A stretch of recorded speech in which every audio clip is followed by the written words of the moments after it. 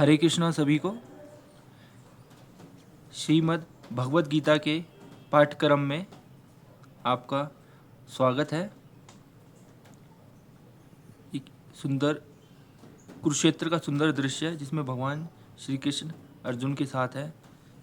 इसको पुस्तक के कवर पर लगाया गया है। पुस्तक का संपादक श्री अशोक कौशिक जी हैं। पुस्तक की भूमिका देखते हैं। पुस्तक की भूमिका में बताया गया है, श्रीमद् भगवत गीता महाभारत के भीष्म पर्व का अंग है।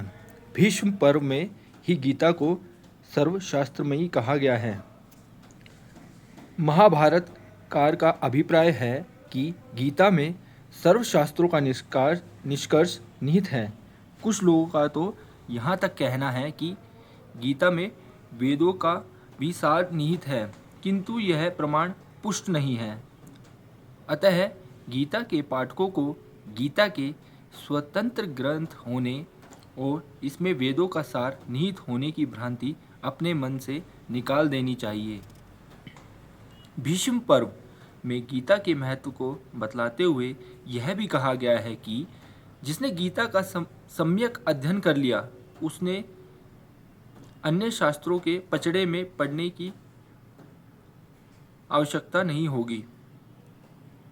बुद्धिमान एवं विद्वान पाठक इस कथन पर स्वयं ही विचार कर अपना निष्कर्ष निष्पन्न करें तो उपयुक्त होगा। गीता में भक्ति, ज्ञान और कर्म विषयों का विस्तार से प्रकाश डाला गया है। अतः जो श्रद्धालु गीता को केवल कर्म योग अथवा भक्ति योग किंवा ज्ञान योग का ग्रंथ मानते हैं, यह उनका अपना अपना विचार हो सकता है। शास्त्रों में कहा गया है कि प्रत्येक व्यक्ति की अपनी अलग बुद्धि होती है और वह उसके आधार पर ही विचार करता है, किंतु सत्य तो एक है, उस पर विवाद नहीं। अतः हमारा दृढ़ मत है कि गीता के सभी अध्यायों में यत्र तत्र इन तीनों विषयों पर न्यूनाधिक प्रकाश डाला गया है तथा प्रसंगानुसार विषय विशेष पर भी यथास्थान विस्तार से प्रकाश डाला गया है। गीता में समता पर विशेष बल दिया गया है। संसार के आज के वातावरण में यदि गीता का इस परिप्रेक्ष्य में अध्ययन किया जाए तो मानवता का कल्याण होगा। गीता में मनुष्य और पशुओं में समता और संपूर्ण जीवों में समता का वर्णन उपलब्ध है। इस प्रसंग में गीता के 6 अध्याय का 9वां श्लोक, 5वें अध्याय का 18वां श्लोक तथा 6 अध्याय का 32वां श्लोक विशेष द्रष्टव्य है। जीवन की क्या गति है? आज का मानव इस विषय पर अधिक चिंतित दिखाई देता है। यद्यपि सामान्य मनुष्य यह भली भांति जानता है कि जिस प्रकार के कर्म करेगा वह उसी प्रकार का फल भोगेगा, यही सामान्य गति है। तदपि वह इसको जानता हुआ भी अपने कर्मों की गति को बदलता नहीं, अतः दुख ही अधिक भोगता है। गीता में जीवों के गुण और कर्मानुसार उनकी उत्तम, मध्यम और कनिष्ठ ये तीनों गतियाँ बतलाई गई हैं। कर्म योग तथा सांख्य योग की दृष्टि से सत्काम भाव से विहित कर्म एवं उपासना करने वालों की गति तथा सामान्य भाव से सभी प्राणियों की गति का भी इसमें यथास्थान वर्णन किया गया है। इस प्रकार सत्वगुणी, रजोगुणी तथा तमोगुणी प्राणियों की गति का इसमें उल्लेख है। रचना काल से ही गीता जनजीवन को उत्प्राणित करती आई है। आज का त्रस्त मानव भी गीता की ही शरण में जाने का विचार तो करता ही है, किंतु कितना जा पाता है यह उसके कर्मों की गति पर निर्भर करता है। विश्व की सभी प्रमुख भाषाओं में गीता का अनुवाद प्रकाशित हो चुका है। इसे विश्वमान्य ग्रंथ माना जाता है।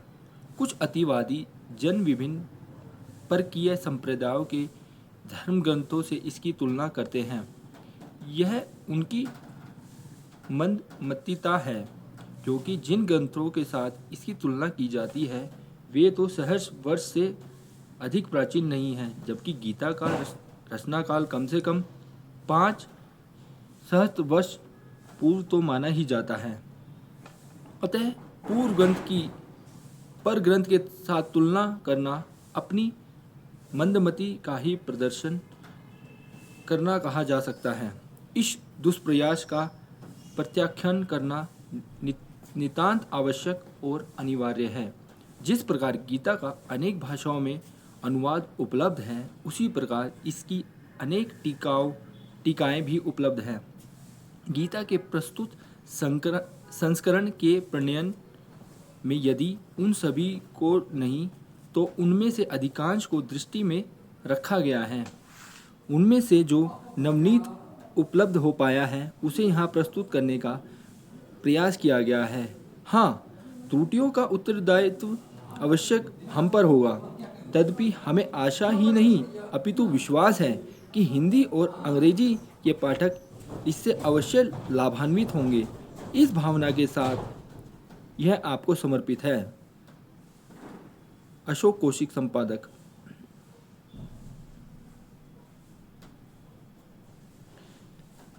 चलिए प्रारंभ करते हैं गीता, श्रीमद् भगवद गीता का प्रथम अध्याय।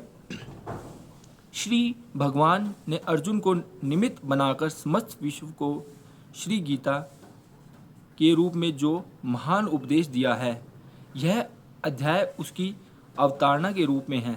इसमें दोनों ओर के प्रधान योद्धाओं के नाम गिनाए जाने के बाद मुख्यतः अर्जुन के बंधु नाश की आशंका से उत्पन्न मोहजनित विषाद का वर्णन है। इसलिए इसका नाम अर्जुन विषाद योग रखा गया है। प्रसंग: पांडवों के राजसूय यज्ञ में उनके महान ऐश्वर्य को देखकर दुर्योधन के मन में बड़ी भारी जलन पैदा हो गई और उन्होंने शकुनी आदि की सम्मति से जुआ खेलने के लिए युधिष्ठिर को बुलाया और छल से उनको हराकर उनका सर्वस्व हर लिया। अंत में यह निश्चय हुआ कि युधिष्ठिर आदि पांचों भाई द्रौपदी सहित 12 वर्ष में वन में रहें और 1 साल छिपकर रहें। इस प्रकार 13 वर्ष का समस्त राज्य पर दुर्योधन का आधिपत्य रहे और पांडवों के 1 साल के अज्ञातवास का भेद ना खुल जाए तो 13 वर्ष के बाद पांडवों का राज्य उन्हें लौटा दिया जाए। इस निर्णय के अनुसार 13 साल बिताने के बाद जब पांडवों ने अपना राज्य वापस मांगा, तब दुर्योधन ने साफ इनकार कर दिया। तब दोनों ओर से युद्ध की तैयारी होने लगी। श्री भगवान श्री कृष्ण को रण निमंत्रण देने के लिए दुर्योधन और अर्जुन द्वारिका पहुँचे। भगवान अपने भवन में सो रहे थे। दुर्योधन उनके सिरहाने एक मूल्यवान आसन पर जा बैठे और अर्जुन दोनों हाथ जोड़कर नम्रता के साथ उनके चरणों के सामने खड़े हो गए। जागते ही श्री कृष्ण ने अपने सामने अर्जुन को देखा और फिर पीछे की ओर मुड़कर देखने पर सिरहाने की ओर बैठे दुर्योधन दिख पड़े। भगवान श्री कृष्ण ने दोनों का स्वागत सत्कार किया और उनके आने का कारण पूछा।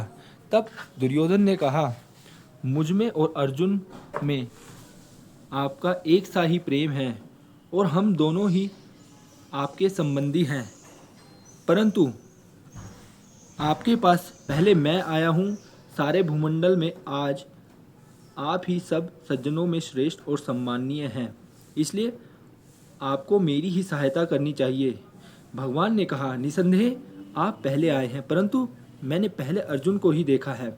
मैं 2 प्रकार से सहायता करूंगा। एक ओर मेरी अत्यंत बलशालिनी नारायणी सेना रहेगी और दूसरी ओर मैं युद्ध न करने का प्रण करके अकेला रहूंगा। मैं शस्त्र का प्रयोग नहीं करूंगा। अर्जुन, धर्म अनुसार पहले तुम्हारी इच्छा पूर्ण होनी चाहिए, अतएव दोनों में से जिसे पसंद करो मांग लो। अर्जुन ने शत्रुनाशन नारायण भगवान श्री कृष्ण को मांग लिया। तब दुर्योधन ने उनकी नारायणी सेना मांग ली। हरे कृष्णा।